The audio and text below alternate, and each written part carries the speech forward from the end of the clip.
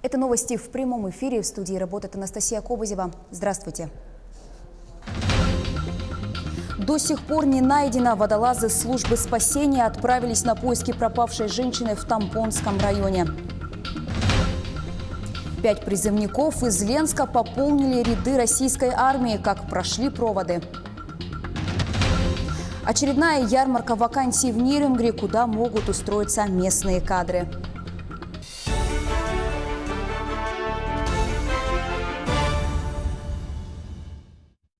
Все жертвы стрельбы и взрывов в колледже в Керчи опознаны. Об этом агентству РИА Новости сообщил заместитель главы городской администрации.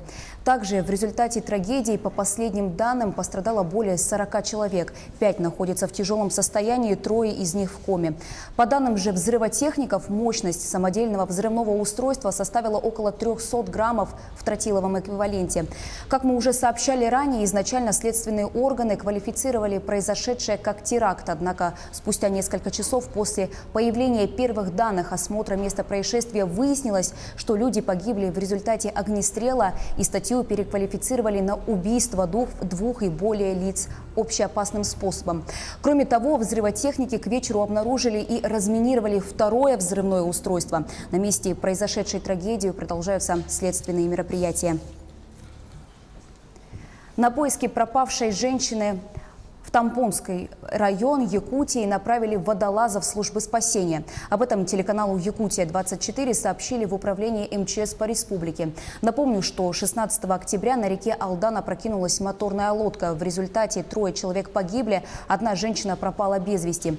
Поиски пока не дали результатов. Сейчас задействованы силы Тампонского инспекторского участка ГИМС Хандыги, пожарная часть номер 3, администрация села Медина-Алдан, районный отдел внутренних дел Тампонского района и местное население. Всего 21 человек и 7 единиц техники, в том числе 3 бойца МЧС России и 1 плавсредство. Рейд по взысканию административных штрафов провели сегодня сотрудники налоговой службы совместно с судебными приставами и ГИБДД Якутска. Сами ведомства называют такой способ одним из наиболее эффективных инструментов работы с должниками. Это не только стимулирует их к погашению задолженности, но и наглядно демонстрирует последствия несвоевременного исполнения обязательств. Управление Федеральной налоговой службы по Республике Саха-Якутия провело анализ должников. Но с точки зрения возраста, пола, оказалось, что самую большую задолженность имеют мужчины от 35 до 54 лет, владеющие автотранспортом. То есть значительная сумма задолженности приходится на транспортный налог. Еще один рейд проходит в Якутске. Инспекторы по маломерным судам, представители службы спасения МЧС России и административная комиссия города Якутска проверяют несанкционированные выезды маломерных судов на водоемы. На профилактический рейд отправилась наша съемочная группа, наш корреспондент Дмитрий Тымыров. На прямой связи со студией. Дмитрий, здравствуйте. Какова цель этого мероприятия? Добрый день, Анастасия. Но главной целью сегодняшнего рейда, конечно же, это является профилактика.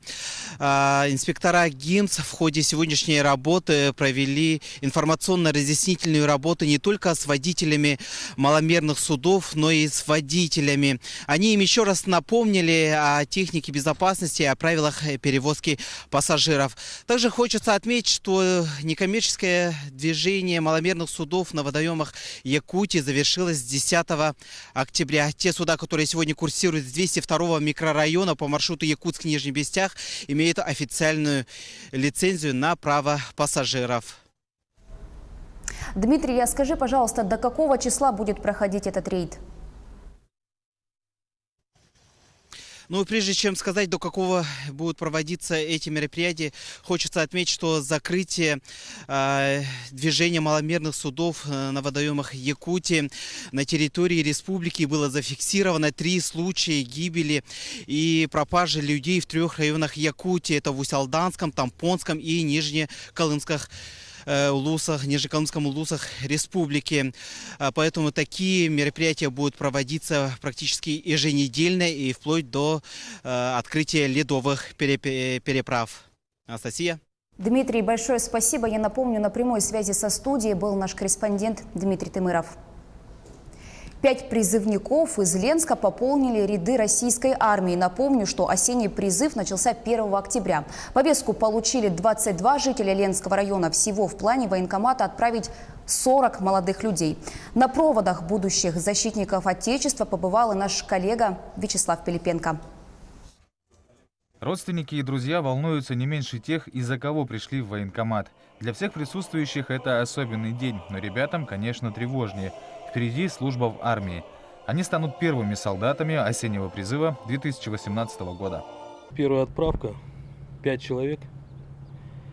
Планируем отправить по наряду 40 человек.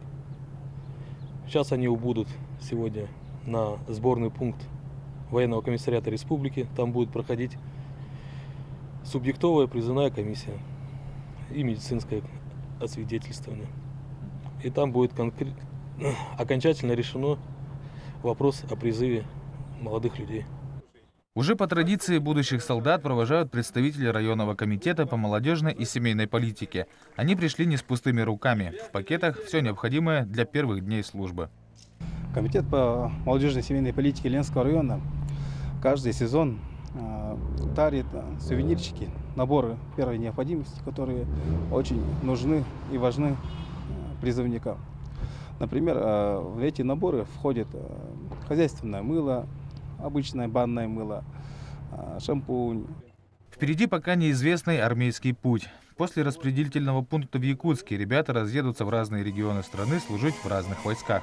Увидеться и поделиться впечатлениями о службе они смогут только через год, когда вернутся в Ленский военкомат с чувством выполненного долга и жизненным опытом, необходимым каждому мужчине. Вячеслав Пилипенко, Олег Соснин, телеканал «Алмазный край». Профессиональные навыки делопроизводителей секретарей Северо-Восточного федерального университета будут проверять эксперты. В учебном заведении открыли Центр оценки квалификации офисных специалистов и вспомогательных административных работников. Проверка будет проводиться в 2 этапа. Сначала офисные работники должны сдать теоретический экзамен, затем выполнить тест на знание практических навыков. По итогам обучения выдается свидетельство.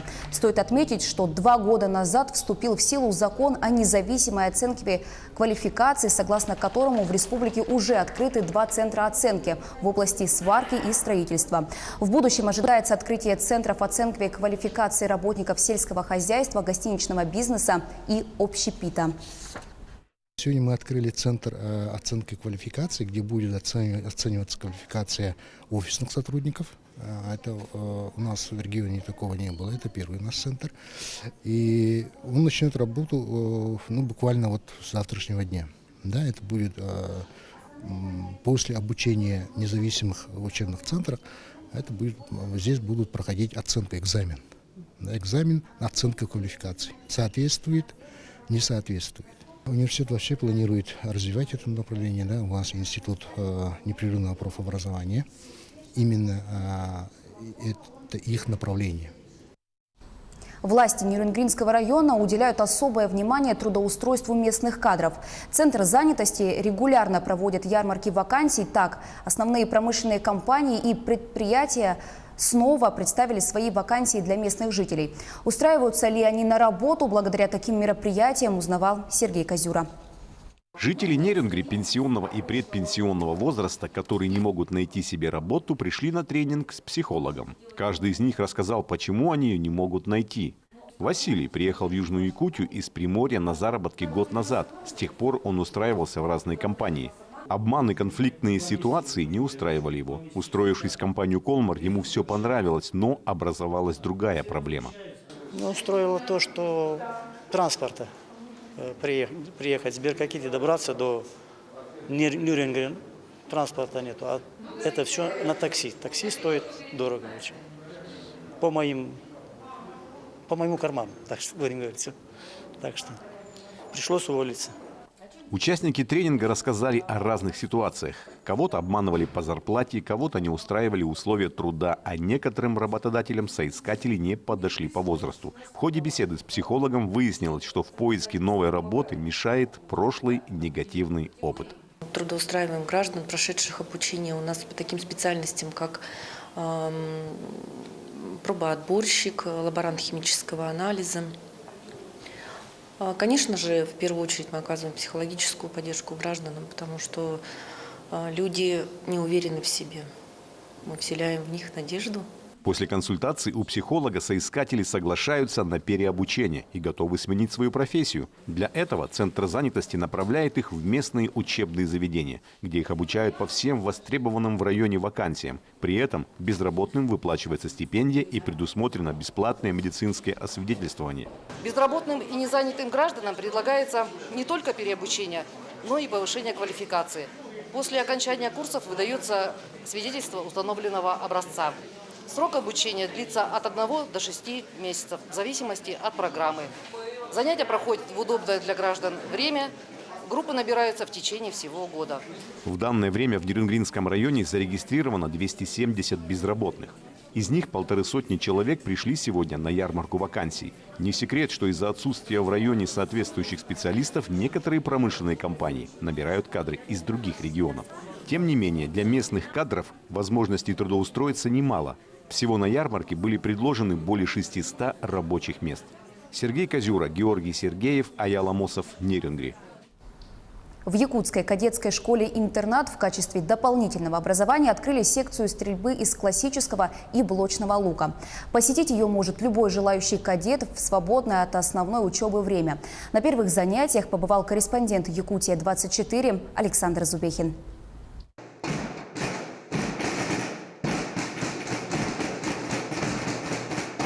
Барабанная дробь и парад кадетов. Открытие новой секции по стрельбе из лука как праздник для ребят. Одно из основных направлений школы, где кадет развивается всесторонне, отвечает всем требованиям нового образования.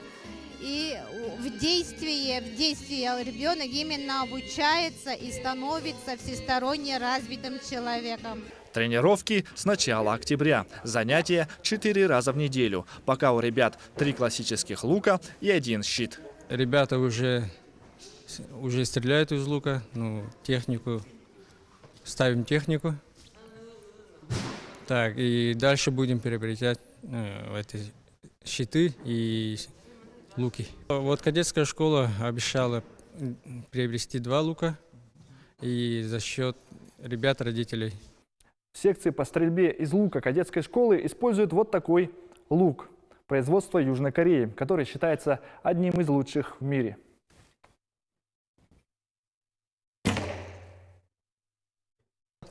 Он состоит из прицела, мы через него целимся, и стабилизатор, чтобы гасить удары плеч. В этой секции интересно узнать, как устроен лук, как его правильно держать. Стрелять с лука — это увлекательно. Чтобы попасть в мишень, наверное, нужно полное отсутствие адреналина. У ребят заметный прогресс. Попасть в цель могут с первого раза. Засовываем стрелу в гнездо, потом натягиваем на тетиву и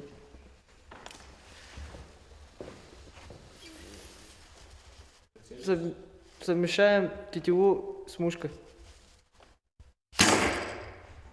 По итогам учебного года школьники получат свидетельство о прохождении курса по стрельбе из лука. Из 20 наиболее способных ребят кадетская школа сформирует сборную. Ее начнут готовить к различным соревнованиям. Александр Зубехин, Дилус Иннокентьев, Якутск.